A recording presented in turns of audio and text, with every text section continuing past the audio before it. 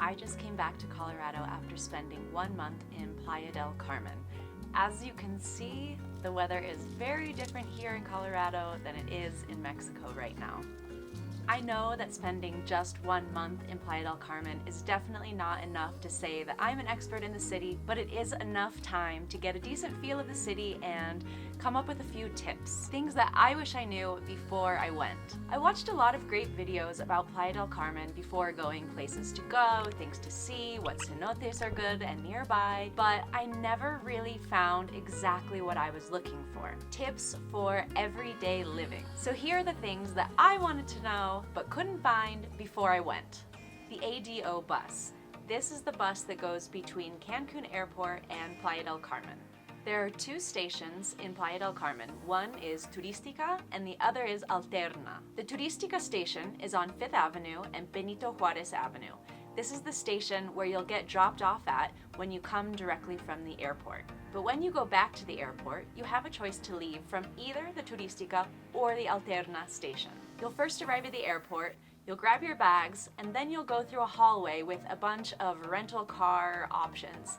Then you'll go through a set of doors. When you pass through those doors, on the right side, you'll see a huge red sign that says ADO bus. Go there and you can pay with a credit card. If you wait to pay at the bus, you'll have to pay in cash. Once you get your ticket in your hand, you go out another set of doors, walk straight for like a minute, and when you come to the crowd of people holding signs for all the fancy people who have private rides, turn right. And when you turn right, in the distance in the parking lot, you will see the ADO bus. It's honestly really easy to find. Now, when you're heading back to the Cancun airport, you have the option between Turística or Alterna stations. You can buy tickets there or online. I personally opted for the online option because it just made things simpler. I also wanted to avoid the crowds because I saw long lines at the Turística station, so I chose to leave from the Alterna station. It felt a lot more calmer from there, and you can also pay with credit card if you need to buy your ticket at the station.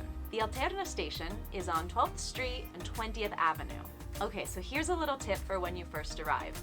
It is very hot and humid, so if you're wearing jeans on the airplane, make sure to bring an extra set of clothes that you can easily change into when you arrive.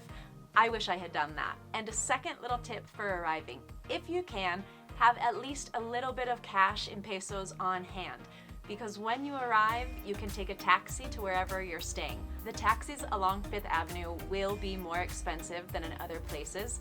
The going rate is usually around 100 pesos, which is like $5, but it's probably worth it for when you first arrive.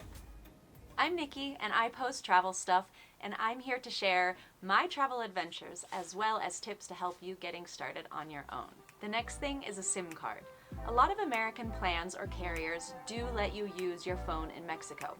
Because I'm not in the States that much, I have a month-to-month plan, so my plan did not allow me to do that. So what was more affordable in my case was to buy a local SIM card when I arrived. You can buy a SIM card from pretty much any OXXO, which is basically a 7-Eleven, and you can choose which plan you like, which fits your budget or how many days you're staying, and it's pretty affordable. I think I paid about 100 pesos for a SIM card and the plan. I selected Telcel because it was the only option at the OXXO I went to, but there are a few different carriers that you can choose from, and you can always top up as you go. I think I topped up about 3 different times during the month. But here's a tip. Make sure you zoom into your Google Maps before you arrive so everything populates. So if you don't have service when you first arrive, you can still find your Airbnb or your hotel without having to worry about finding a SIM card while you're carrying around your suitcase. I want to talk a little bit about the neighborhoods as well. And this is not a comprehensive guide to the neighborhoods in Playa because 1 month is definitely not enough to know that. But I'll share with you a general idea of my observations of what I had seen and heard so you can have an idea of where you might want to stay if you go. If you've watched any other videos, I know you've heard about 5th Avenue, and that is the main tourist drag. It's where you can get offered shots of tequila, mezcal, even weed or cocaine if that's your thing. But of course, anything close to this avenue is going to be more expensive as it's the main tourist area. The southern part of this area around 12th Street and 1st Avenue is exactly what you think of when you think of spring break. Young people who are away from home for the first time, love music, parties, clubs. So if that's your thing, great, stay in that area. If it's not, maybe go a little bit away. If you keep going a little bit more south, there's an area called Playa del Carmen. Now, I have not actually been there, but from people that I've spoken to, this area sounds like a very chill, very relaxed and calm place. Definitely less spring breaky vibes. The area that I personally found the most charming was around 30th and 30th.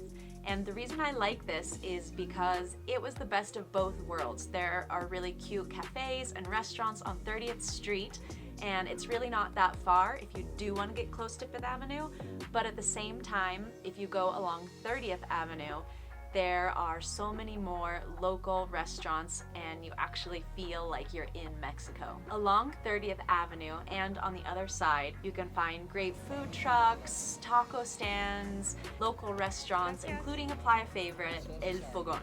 The area around CTM, which is basically 46th Street, has a much more local feel, especially as you move away from the beaches. As the avenues start to get higher, 10th, 15th, 20th, and beyond, you will definitely start to feel a more local community rather than the 5th Avenue tourist crowd. This is actually the area where I stayed, and at first I was like, what am I doing here? It's kind of far away, but I actually really loved the neighborhood. I felt safe. There was everything I needed within a few blocks, and I really enjoyed staying in that area. I made some friends who were staying in the Flores area, which is a little bit outside of the main part of the city, and you have to take a bus to come in, but what you can get there is more bang for your buck. So shout out to NaLu Adventures who stayed there, and they actually made a video about their apartment in that area. I have linked it down below.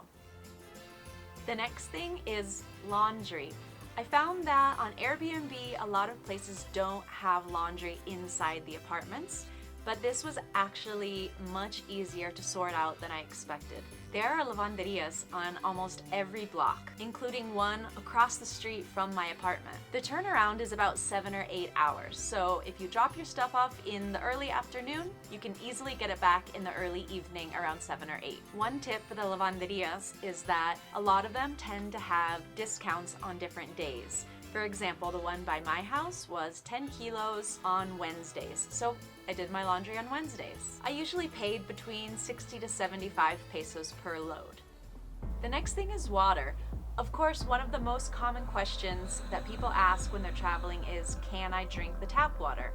Now, in Mexico, the answer is probably no. But it is actually very easy to get water without having to waste a million little plastic water bottles, which I hate. There are 24-hour water stations on almost every corner. They are easy to find. When I first arrived, I bought 2 large 2.5-gallon water bottles, and then every couple days, I just went to one of those water stations and filled up. It costs about 5 pesos per 2.5-gallon bottle. So 10 pesos for 5 gallons of water every couple days is not so bad. Plus, that's the only water bottles that I bought. I didn't have to waste tiny water bottles every day. And of course, one of the things that everyone cares about the most is food. So if it's your thing, go to the restaurants in 5th Avenue. They're very touristy, overpriced, and not the best flavor.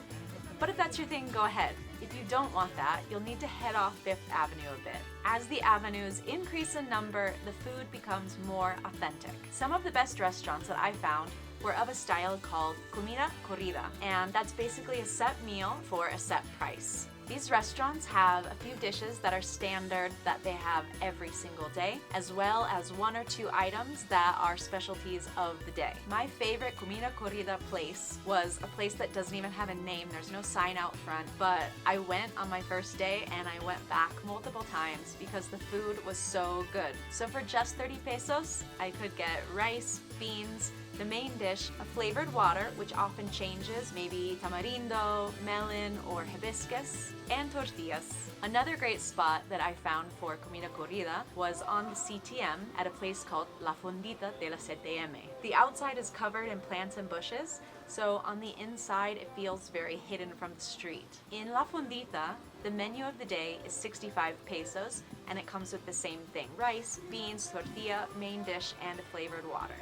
There is one more place I want to recommend that is not comida corrida, but it is delicious. So if you're looking for something that's not exactly comida corrida, but is also away from Fifth Avenue, my favorite restaurant is a place called Koa. The prices aren't bad and the food is amazing, and the guy who owns it is super nice.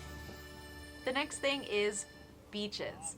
Of course, if you're going to Playa del Carmen, you're probably looking for beach. I mean, it's in the name. If you go to the main beaches in Playa, you'll find that they are very busy. They are in front of hotels, there's chairs, there's tons of people out, there's vendors. It's very loud, lots of music. So if you're looking for something a little bit more relaxed, it is actually not that hard to find. You just need to go a bit north. You can go along the beach if you want, or just keep going north on Fifth Avenue until all of the restaurants and the offers for massages end, and it's very quiet. Just keep going. And when you come to about 72nd Street, there's a little dirt path. Go down that path and follow it all the way until you hit the ocean. From 72nd until 88th, that whole strip of beach, it's much thinner than the other main parts of the beaches in Playa, but it's so much calmer. There's hardly anyone around. It's very quiet. Just a few people fishing or kite surfing or reading. It's much more tranquilo. This beach is also the only beach, I believe, in Playa that has public facilities. So they have bathrooms and showers. Then, if you keep going more north, you're going to come to Punta Esmeralda, which is a much more local beach. I went one evening to see the sunset and it did not disappoint. It was cloudy, but it was also amazing. The whole area has a great and lively ambiance. It's filled with locals who are having picnics or barbecues with their family. It's super chill, and they also have little puddles of natural water that's coming up from the ground. So it's a really great place for kids to play as well. So maybe you want to do all those things I mentioned by yourself, but if you don't, if you want to do them with friends, this is how you can meet people. The expat scene in Playa del Carmen is huge. Everyone I met was really kind and welcoming. There are a ton of events happening throughout the city every single day. For example, every Tuesday is Laura's quiz night at Buzos. Every Wednesday, there's a meetup at Chela de Playa, which also has the best craft beer. Every other Thursday is a comedy night at Buzos as well. And if you're into Bitcoin, this is probably the place for you. I'm not, but almost every third person I met was super into Bitcoin, going to Bitcoin and NFT meetups every single day. So if that's your thing, come to Playa. When you're there, you'll realize there are also tons of WhatsApp groups for different things. I was in 2 different WhatsApp groups for women who live in Playa, but there are WhatsApp groups for everything. People are constantly posting about different events or different things going on in the city in those groups. So it's a really great way to be social if you can find yourself in one of those groups. That's how on my very first weekend in Playa, I got invited to a pool party and met a ton of really great people. And like with any city, always look on Facebook, search the terms expat, foreigner, Playa del Carmen, and you're gonna find a ton of different groups on Facebook. It's a really great place to ask questions before you go, and who knows, you might even get added to a WhatsApp group before you go. If you want to see what else I got up to during my 1 month in Playa del Carmen, just click here. And if the videos aren't there yet, click the subscribe button and the little bell so you can get notified when they are. Why not?